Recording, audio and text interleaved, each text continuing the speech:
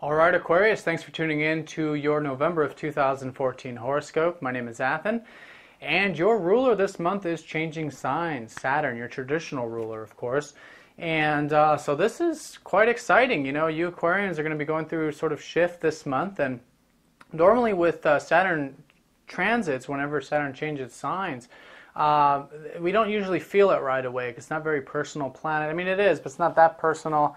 And it's a slow planet, so it takes time to adjust. But it just so happens that this month we've got the Sun, Venus, and Mercury all following Saturn into the new house for you guys, into the new sign. So very personal, and this month is sort of playing a snapshot, a sort of, what would you say, a gateway into the next 2.5 years for Saturn's new transit. So where's it going? Well, it's going in your guys' 10th house, the house of career, of achievement, of public image, and pretty much anything that you do that's of service in the system of life, really, in the web of life.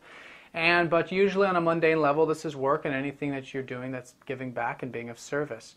Now, over the past 2.5 years, Saturn's been in your 9th house, so there's been a lot of structure to your path, you know, and taking that very grounded approach to your path. So I think this is very anticipated for a lot of you guys, you know, because the 9th house already is an anticipated kind of house, because the 9th house is you're on your path, but then it gets to be to the point where you want to actually do something with it. And it's usually the path that leads you into your service work.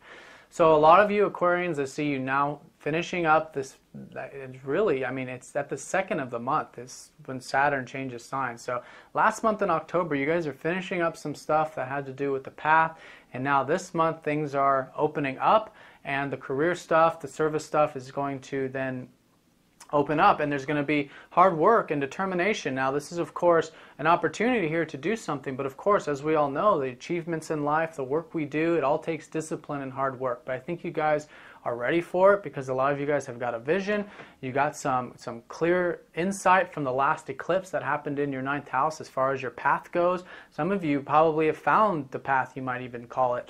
But whatever it is, it's in either case being clear about it, or at least knowing the first stepping stone that needs to be taken.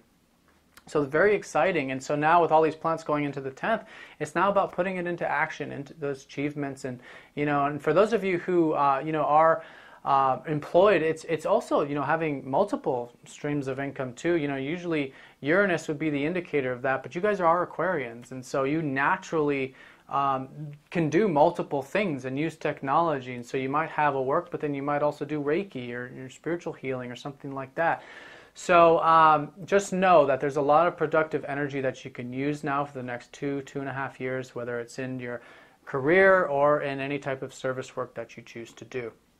And so the emphasis this month, and another reason why it feels like you guys are wanting this, is that Venus is leading the way. She's the first to go meet up with Saturn in that 10th house. And usually when Venus leads the pack, she's leading the Sun and Mercury. Basically, that's usually an indication that you're ready, you're wanting, because Venus is our desires and our enjoyment. So you're going to enjoy it. So this month, enjoy the work, enjoy whatever it is that you're building. And but you know, it's stepping stones. It's one step at a time. Saturn is the mountain, and we don't scale the mountain overnight. But this month there's a tremendous amount of enjoyment, vitality, and insight that can be had in relation to that 10th house. So really tap into it. Now, in terms of that 10th house, later on in the month, we've got a new moon taking place in there for you. So there is that new beginning, and it's happening a little bit later. So it could be a shift in perspective, but it could be an actual new project or new work or new perspective, a change to your work or something like that. And speaking of change, actually, the ruler of your 10th is Scorpio. The Scorpio is the cusp of your 10th, and the ruler is Mars, okay? Mars rules Scorpio. Anyways, Mars is conjuncting up to Pluto on the 10th, okay? So you guys are restructuring your career, your work, your service work at the moment, and you're going to really feel this around the 10th when the ruler of your 10th goes over Pluto, which always restructures and changes things. And what's so interesting about this for you in particular is that this is happening in your 11th house, which has to do with ideals, which is what you guys are all about. You guys are about the collective issues, the ideals, giving back to society, that sort of thing. Group-oriented stuff too, spiritual groups, but just groups in general. And your place on Earth is really, or in the universe, is really what it is. But in either case, you guys have been restructuring your ideals and restructuring the groups and the group activities and the collective stuff and releasing that. But in either case, now with Mars going over Pluto, there's a tremendous amount of energy that can be used for you guys' path, for your career, whatever it is that you're doing on the humanitarian level. Career or humanitarian or both. And so with Mars going over there, use that energy, channel that energy. And essentially, when this is happening in your 11th house, the best way to channel it is to be of service. And that's just helping people out, without expecting anything back is what the 11th house is really about. And so that's always what it is for you guys, Scorpio on the cusp of your 10th is you guys are naturally, you get abundance essentially through your work when you just help people out for just helping them out, just for the sake of it. And so that's really emphasized, I really feel. So the more humanitarian, the more selfless, it's not really selfless, but the more giving you are essentially, without expecting anything back, that kind of thing, the more the more it's going to strengthen your career. I'll just say that. And usually the more you'll see back, but without expecting it, you know what I mean? So so just give, and this is the time to give. And so channeling that energy into giving, tremendous amount of energy for that. And if you find that there's a little bit of excess energy, then you might need to burn it off, because this is what I've been telling everybody, because it's a very intense conjunction. So work it off if you feel an excess energy. But overall, I think if you're channeling it into that or channeling it into your work, that'll be the best use of this. And it can be a time of great achievement actually this month in getting things done in regards to that. Now, at the beginning of the month, speaking of Mars, let's go ahead and look at Aries. The full moon happening on the 6th is happening in your guys' 3rd house, okay? So this is where Mars rules too. So your guys' transformation, your guys' insight and how you see things and how you exchange really and how you express yourself is going to be going through a growth, through a change this month. Some of you might be, reorienting how you teach. For those of you who are in teaching professions or communicating or anything like that, a shift there and a restructuring there. Or for those of you learning, restructuring that area. So yeah, so the key here is you can also put energy into that, and you can also flow with that. But the big picture early on in the month is that the full moon's taking place in that 3rd house. So I think a lot of you are going to come to a sort of culmination in regards to that 3rd house activity, whatever it is. It's learning, teaching, it's sales, it's communication, it's exchanges, pretty much everything we do that interacts with the universe, with the outside world. So it's culminating there, and so there's great insight to be had.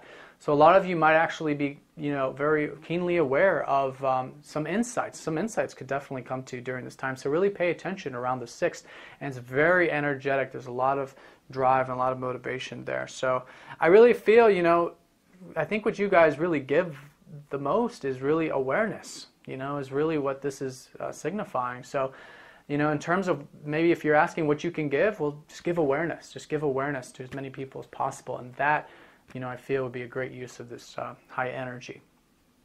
And give it to yourself too. Give yourself awareness. And, it's not an introspective period. The focus isn't necessarily on you. It kind of is. We've got Neptune and Chiron retrograde in your 1st house, but they're going direct. So the emphasis may have been on you for a while with this, 1st house retrograding going on for you guys. But this month, Neptune and Chiron are going direct in your 1st house. So if it's felt like you guys have been doing a lot of introspection over the past 5 months or so, just know that things are now starting to externalize a lot more for you. You got a lot of activity on the top of your chart, and in terms of this, anything that you've maybe felt unsure about who you are, because Neptune in the 1st house is an uncertainty of who you are, and also Chiron's there too, so it's an insecurity about who you are and building your self-esteem back up. A lot of you, now's the time with Chiron's, you're building your self-esteem, your self-image back up. So continue to go easy and flow with that energy this month, but certainly by the end of the month, you guys will definitely be feeling very healed. I would say, certainly with Chiron going direct, in your self-image, in your confidence, and just go with the flow with it. Because Neptune there, it's not really knowing exactly who you are, but that's okay.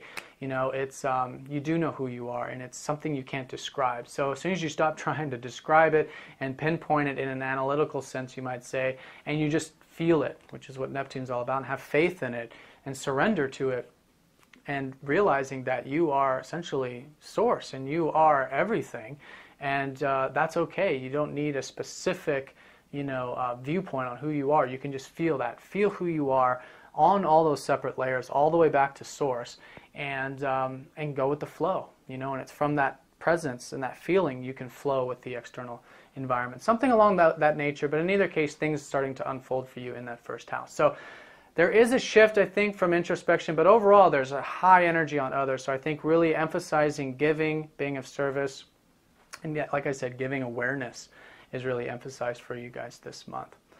Now, Saturn does rule your guys' 12th house. It's your first house, your guys' ruler. So, there is going to be a shift in orientation to you guys and your self-image. So your self-image is going to be changing. Who you are now might be different from if you were to look back. And if you look at yourself now in the next month or two and you look back to the past 6 months, you'll be a different person.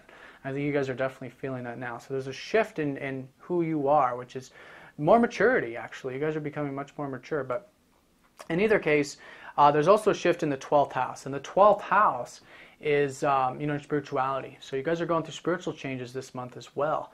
So tap into that. There's no real emphasis on the 12th house, but with your 12th house ruler going into your 10th, it's really an indication of, you guys are spiritual when it comes to yourselves anyways. And so naturally through your work, you want to, it's spiritual in a sense. The day-to-day interactions, they can be compassionate, they can be with presence, they can be with an open heart, and that's really what this shift is. It's a shift in you, but it's also a shift in your spiritual well-being as well, and your spiritual messages. All right, guys. Well, I'm gonna draw a card and see where Spirit would like a little more emphasis for you guys. Okay, Aquarius. Well, that's your sign. So. Aquarius, I mean, you guys are unorthodox. You guys are different. You guys are a little quirky. Embrace that, and do things different. Aquarius is a different perspective. It's just always having that constant insight, that constant rejuvenation, which is, the higher self, the angelic realms. I've talked about Aquarius in terms of the angelic realms because that's essentially what it is in the highest octave. Aquarius is the higher self.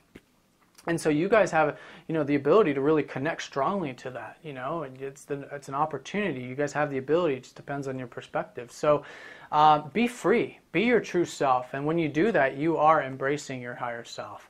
And you guys are, sharing that message with the world, really, that you can be yourself and it's okay. Maybe that's something else you can give too.